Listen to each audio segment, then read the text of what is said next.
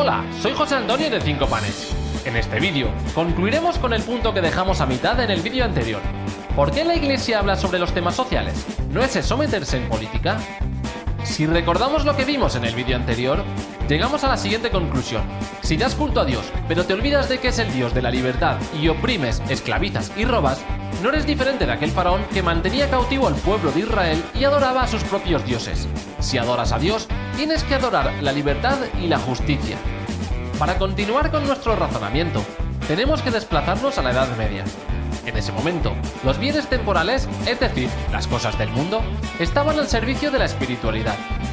Pero todo cambia en las primeras décadas del siglo XVII, hacia 1610.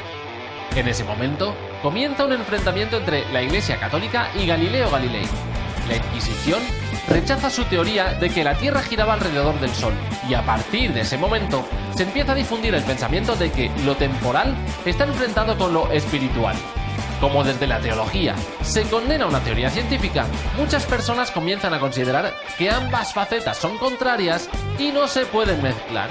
Así que, según ese modelo que conocemos como secularismo, nos encontramos por una parte el culto a Dios, que ya no forma parte de toda la vida, sino que se reduce al ámbito privado.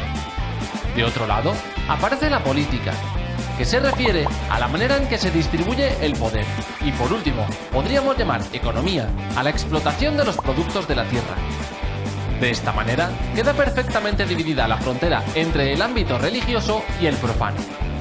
Precisamente por eso, a muchas personas, católicas incluidas, les parece que cuando la Iglesia habla sobre las injusticias que se cometen en la vida de las personas, se está saliendo de su parcela y se mete en lo que consideran pertenece al ámbito de la política.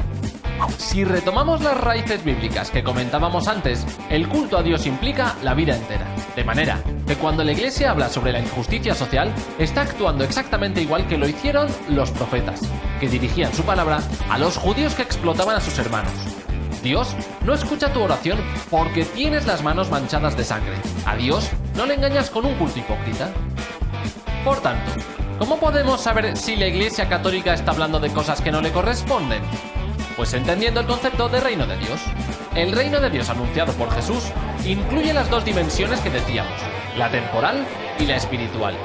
Por eso, cuando la una o la otra atentan contra los valores del reino, la Iglesia, nosotros los católicos, tenemos el deber moral de denunciarlo y tratar de poner el remedio. Por ejemplo, cuando el programa de un partido político incluye aspectos que atentan contra la dignidad del trabajo de las personas o que dejan de lado a los que sufren, etc., los católicos estamos moralmente obligados a valorar, desde el punto de vista de Jesús, ese programa electoral y a actuar en conciencia.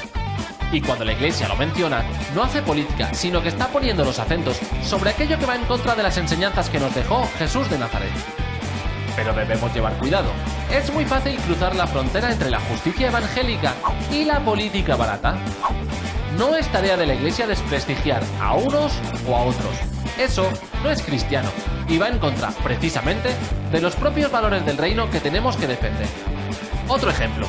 Cuando los cristianos católicos defendemos la vida, lo tenemos que hacer en todos los momentos de la misma, y no solo en un periodo o en otro. Centrarse solo en una etapa concreta de la vida termina siendo antievangélico.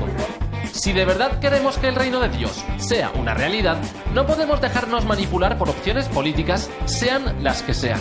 Es justo al contrario, tenemos que confrontar esas posiciones políticas a la luz de las palabras de Jesús, sin tener miedo de las consecuencias. Pues hasta aquí con este punto. Puedes continuar viendo otros vídeos de este u otro módulo en 5panes.com.